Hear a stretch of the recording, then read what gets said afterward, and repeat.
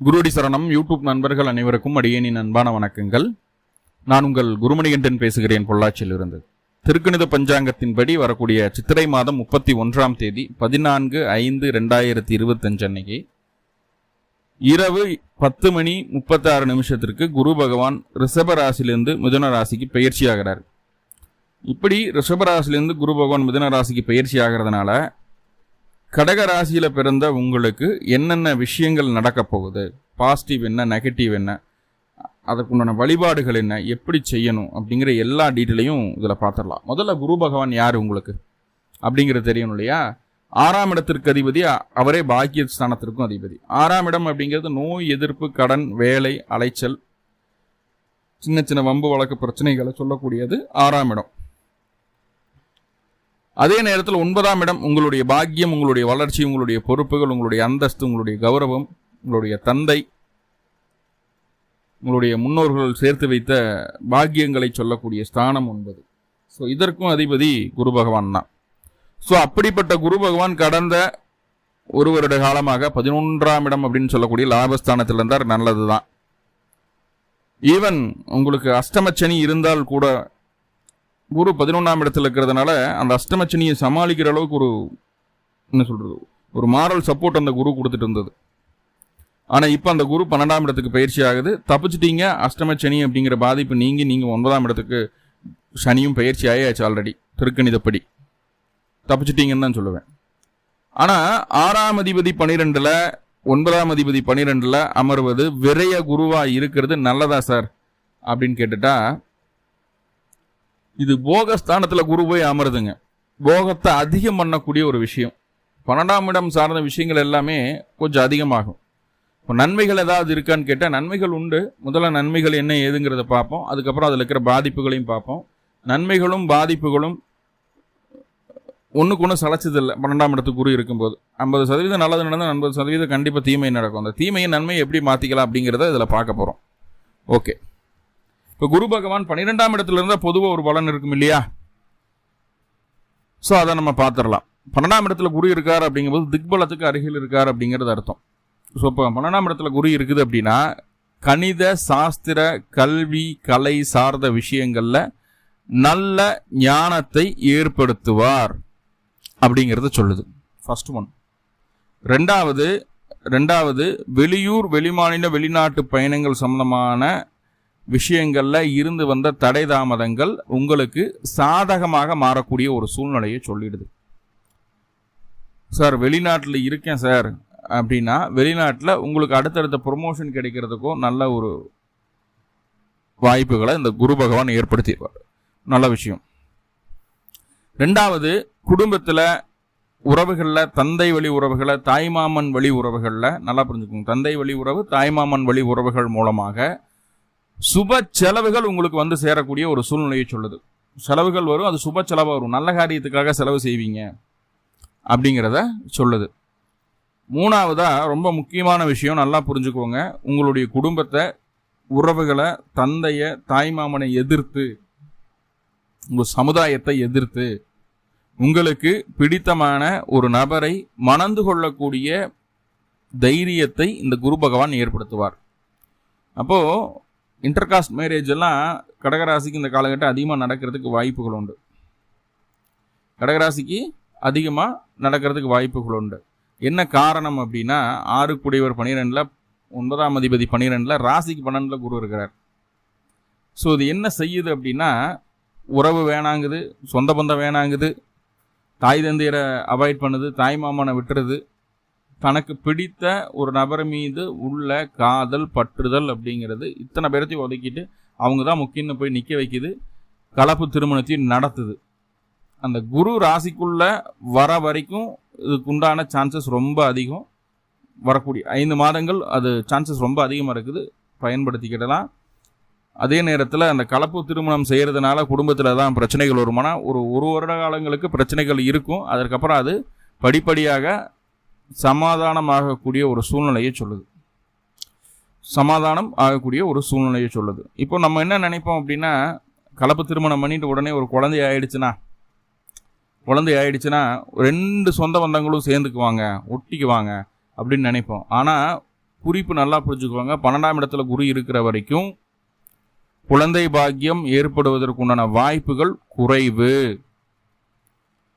என்னதான் நீங்க திறமசாலியா இருந்தாலும் குரு அப்படின்னு சொல்லக்கூடிய ரகம் 12 இருக்கும்போது அந்த புத்திர பாக்கியம் சம்பந்தமான விஷயங்கள்ல கொஞ்சம் தாமதத்தை ஏற்படுத்துவார். இதுல மாற்றம் இல்லை. அதே போல கற்பனையை மையப்படுத்தி தொழில் செய்யக்கூடிய நபர்கள், ஒரு ஆர்டிஃபிஷியல் இன்டெலிஜென்ட்டா இருக்கிறீங்க, ஒரு ஆர்டிஸ்டா இருக்கிறீங்க, ஒரு கதை ஆசிரியராக இருக்கிறீங்க, புக் எழுதுறீங்க, கதையை டைரக்ட் பண்றீங்க, ஒரு நிகழ்வை நீங்களா புதுசாக கிரியேட் பண்றீங்க, ஒரு ஊரை உருவாக்கக்கூடிய கற்பனையால் சில விஷயங்கள் உருவாக்கக்கூடிய அமைப்புகளில் ஆராய்ச்சி துறையில் இருக்கிறவங்க, விண்வெளி ஆராய்ச்சியில் இருக்கிறவங்க, இந்த மாதிரி சம்மந்தப்பட்ட விஷயங்கள் இருக்கக்கூடிய நபர்களுக்கெல்லாம் உங்களுடைய கற்பனை குதிரைகளை தட்டிவிட்டு அதன் மூலமாக மிகப்பெரிய அச்சீவ்மெண்ட்ஸ் செய்யக்கூடிய நபர்கள் எல்லாத்துக்குமே இந்த 12ஆம் இடத்து குரு நல்ல ஒரு ரிசல்ட்டை கொடுத்துருது.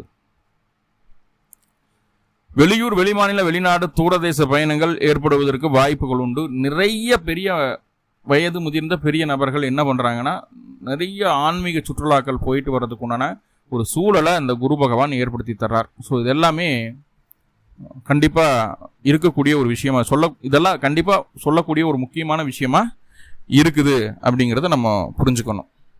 ஓகே, அப்போ குரு 12ஆம் இடத்துல இருக்கிறதுனால வேற என்ன நன்மைகள் அப்படின்னா, தாய்க்கும் உங்களுக்கு ஏதாவது பிரச்சனைகள் இருந்தது, தாய் தந்திரக்குள்ளே தாய்க்கும் மகனுக்கும் சேய்க்கும் பிரச்சனைகள் இருந்தது அப்படின்னா, இப்போ உங்களுடைய தாயார் உங்களுடைய நல்ல மனதை புரிந்து கொள்வார்கள், உங்களுக்காக சப்போர்ட் பண்ணக்கூடிய ஒரு சூழ்நிலை வந்தாச்சு. ரெண்டாவது, உடல் ஆரோக்கியம் அப்படிங்கிறது 6ஆம் அதிபதி 12 இருக்கார். ஈவன் அவர் நோய் தரக்கூடிய கிரகமாக இருந்தாலும் நோயை தீர்க்கிறதுக்குண்டான மருந்தையும் சேர்த்து கொடுத்துருவார். அப்போ உடல் ஆரோக்கியம் அப்படிங்கிறது வயது கம்மியாக இருந்தாலும் வயது அதிகமாக இருந்தாலும் இந்த காலகட்டம் உடல் ஆரோக்கியம் அப்படிங்கிறது படிப்படியாக சீராக ஆகக்கூடிய ஒரு சூழ்நிலையை சொல்லுது. நல்ல ஒரு பொருளாதாரத்தை, நல்லதொரு ஒழுக்க நடைமுறைகளை தர்றதுக்குண்டான ஒரு வாய்ப்புகளை சொல்லுது. பொருளாதாரம் சொல்றதை விட ஒழுக்க நடைமுறைகளை கொடுக்கும்போதே உடல் உணவு சம்பந்தமான விஷயங்கள்ல உடல் ஆரோக்கியத்துக்காக வாக்கிங் போகிறது, இந்த ஒழுக்க நடைமுறைகள் சொல்றோம் இல்லையா. ஸோ அதில் ஃபுட் டயட் ஃபாலோ பண்ணுறது இதெல்லாம் இருக்கும்போது ஆட்டோமேட்டிக்காக அவங்களுக்கு உடல் ஆரோக்கியம் அப்படிங்கிறது படிப்படியாக மேலேறதுக்குண்டான வாய்ப்புகளை சொல்லுது. இந்த காலகட்டம் வீடு, வண்டி, வாகனம், சொத்து சம்பந்தமான விஷயங்கள் இருந்து வந்த அத்தனை விதமான பிரச்சனைகளும் நீங்குது. கையில் காசை வச்சுட்டு வீடு அமையல, நிலம் அமையல, வாகனம் அமையலன்னு முயற்சி எடுத்துட்டு இருக்கக்கூடிய அத்துணை கடகராசி அன்பர்களுக்கும் இந்த காலகட்டம் வீடு, நிலம், வாகனம் அமைவதற்கு வாய்ப்புகள் உண்டு. என்ன, அந்த வீட்டுக்கும் நிலத்துக்கும் வாகனத்திற்கும் அதோட குவாலிட்டிக்கு மேலே காசு கொடுத்து வாங்கிடுவீங்க. அந்த ஏரியாவில் ஒரு சென்ட் 10 லட்ச ரூபா தான் போகுது, 10 சென்ட் வாங்குறீங்க, ஒரு கோடி ரூபாய் வருதுன்னா நீங்கள் ஒரு சென்ட்டுக்கு 11 லட்ச ரூபா கொடுத்து வாங்கிடுவீங்க. ஒரு 10 லட்ச ரூபாய் அது எக்ஸ்ட்ரா போயிடும், எக்ஸ்ட்ராவாக காசு கொடுத்து வாங்கிடுவீங்க. அந்த வேல்யூவை விட அதிகமாக பணம் கொடுத்து வாங்குறதுக்குண்டான ஒரு சூழ்நிலைகளை சொல்லுது. சுப விரயமாக தான் அது மாறுது. பின்னாருக்குள்ள அது உங்களுக்கு சாதகமாக கூட முடியும், சாதகமாக தான் முடியும். ஸோ அப்படி சுப விரயங்கள் ஏற்படுறதுக்கு வாய்ப்புகள் உண்டு. அப்போது இந்த காலகட்டம் நல்லா புரிஞ்சுக்கோங்க. நகை வாங்கி வைக்கிறது, ஒரு லேண்டு வாங்கி வைக்கிறது, ஒரு 2 வீலரோ காரோ, 2 வீலர் காரெல்லாம் எனக்கு தெரிந்து டெட் இன்வெஸ்ட்மெண்ட் அது தேவை கிடையாது. அத்தியாவசியத்துக்கு அதை வாங்கிட்டு நம்ம அதை மெயின்டைன் பண்ணிட்டு இருக்கணும், தேவையில்லாத செலவுகள் தான் அதில். ஸோ அப்படி இருக்கிற அமைப்புகள் சொல்லி பார்க்கும்போது நீங்கள் 2 வீலர் கார் அப்படிங்கிறத அவாய்ட் பண்ணிடுறது நல்லது. நிலமோ வீடோ வாகனமோ அதாவது வெள்ளி, தங்கம் இந்த மாதிரி விஷயங்களை இன்வெஸ்ட்மெண்ட் பண்ணலாம். இந்த காலகட்டம் இன்வெஸ்ட்மெண்ட் பண்ணுறதுக்கு உண்டான ஒரு சூழ்நிலைகள் உண்டு. தொழிலில் இல்லை, இந்த மாதிரி விஷயங்களை இன்வெஸ்ட்மெண்ட் பண்ணலாம். அதுக்கு குரு ஒத்துழைப்பார். வேலை இல்லாத கடகராசி என்பவர்களுக்கு வேலையை ஏற்படுத்தி தரக்குண்டான ஒரு சூழ்நிலையை சொல்வார். ஆனால் சொந்த இடத்துலையோ பக்கத்து ஏரியாவிலையோ கிடையாது, வெளியில் போகணும். ஒரு 100 கிலோமீட்டராவது வெளியில் போகணும் வேலை பார்க்கறதுக்காக. சரிங்களா? அப்போ வேலை அமையிறது அப்படிங்கிறது வெளியில் தான் அமையும். முக்கியமாக நகரம் சார்ந்த விஷயங்களில் தான் அமையும். இப்போது நீங்கள் ஒரு இன்டீரியர் இருக்கிறீங்க, சென்னையில், விழுப்புரத்தில் இருக்கிறீங்கன்னா சென்னையில் வேலை கிடைக்கும். சிதம்பரத்தில் இருக்கிறீங்களா, சென்னையில் வேலை கிடைக்கும். காஞ்சிபுரத்தில் இருக்கிறீங்களா, நார்த் மெட்ராஸில் கிடைக்கும். இந்த மாதிரி ஏதோ ஒரு வகையில் சொந்த இடத்த விட்டு வெளியில் போய் இருந்து தங்கி வேலை செய்கிற மாதிரியான ஒரு சூழ்நிலையில் ஏற்படுத்துது. ஆனால் நல்ல வேலையை கொடுத்துரும், நல்ல சம்பளத்தோட நல்ல வேலையை அது கொடுத்துருது. குடும்பம், குழந்தைகளை, மனைவியை, உறவினர்களை பிரிஞ்சு வாழ வைக்குது அப்படிங்கிறத நம்ம புரிஞ்சுக்கணும். அதே நேரத்தில் வாராது இருந்த பணம் வசூல் செய்கிறதுக்குண்டான ஒரு சூழ்நிலையில் கொடுக்குது. முழு பணமும் சேர்றதுக்கு வாய்ப்பு இல்லை. ஒரு 10 லட்ச ரூபா கொடுத்துட்டீங்கன்னா ஒரு 30-40% இந்த காலகட்டம் 4-5 லட்ச ரூபாய் உங்களுக்கு கைக்கு வர்றதுக்கு வாய்ப்புகளை சொல்லுது.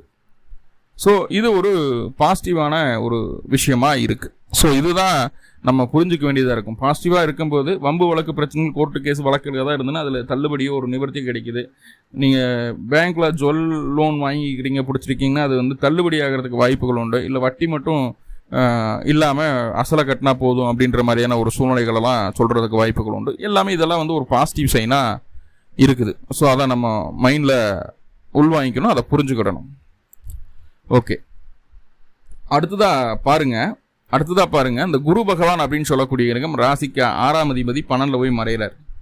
அப்போது உடல் ரீதியாக இருந்து வந்த நோய் தொந்தரவுகள் நீங்கும், எதிரிகள் உங்களை விட்டு விலகி ஓடுவார்கள், எதிரிகள் பயப்படுற மாதிரியான செயல்பாடுகளில் ஈடுபடுவீங்க அப்படிங்கிறத சொல்லுது.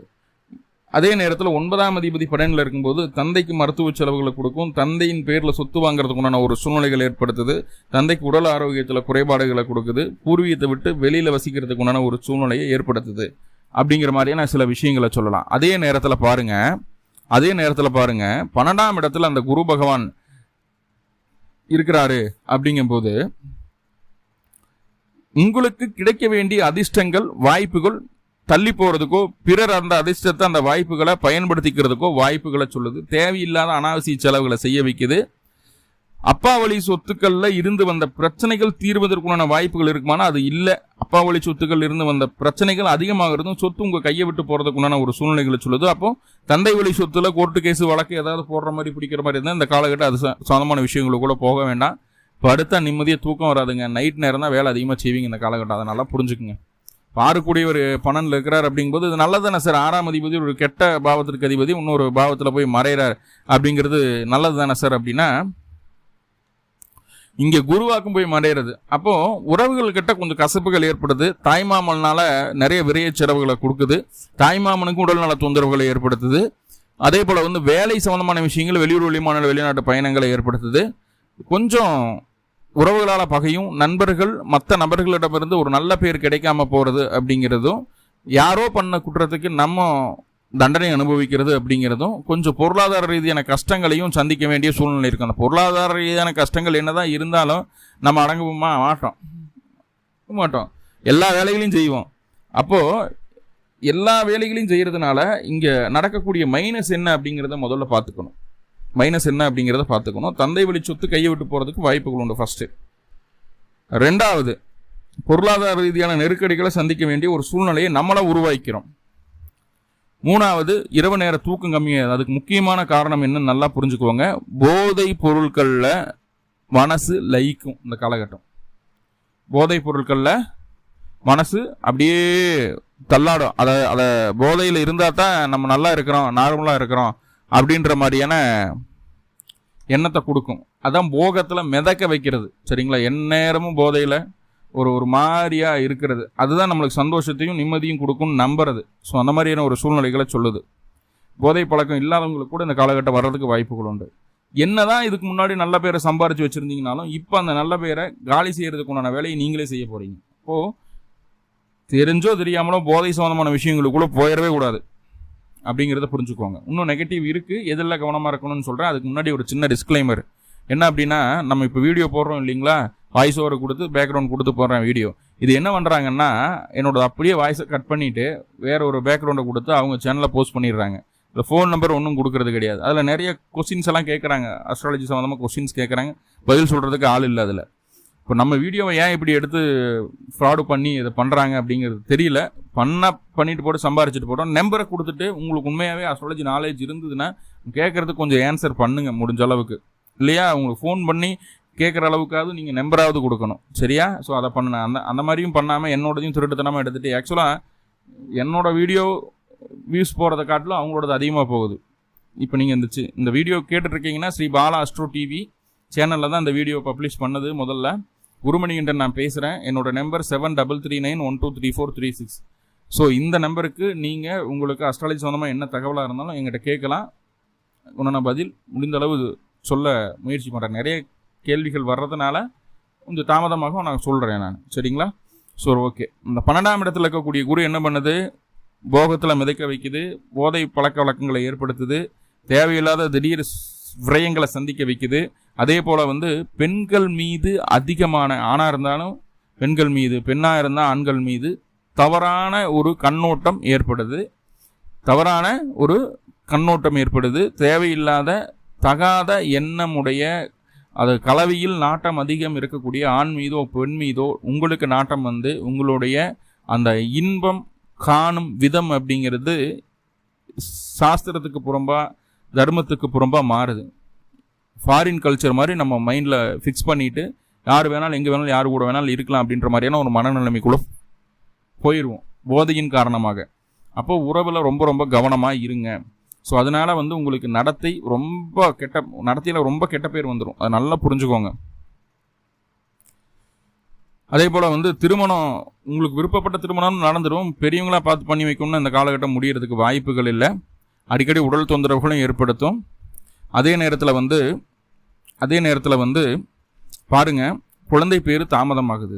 சரிங்களா? இப்போ கொஞ்சம் நெகட்டிவ் அதிகமாக இருக்குது. 12ஆம் இடத்துல குரு இருக்கிறதுனால முக்கியமாக அந்த உறவு, போதை, மது, மாது, சூது, இந்த விஷயங்களில் பெரிய பிரச்சனையை உங்களுக்கு தர குரு காத்துட்ருக்கு. ஸோ அதில் மட்டும் விழிப்புணர்வாக இருங்க. மற்ற விஷயங்கள் எல்லாமே ரொம்ப சக்ஸஸ்ஃபுல்லாக உங்களுக்கு மாறிடும்.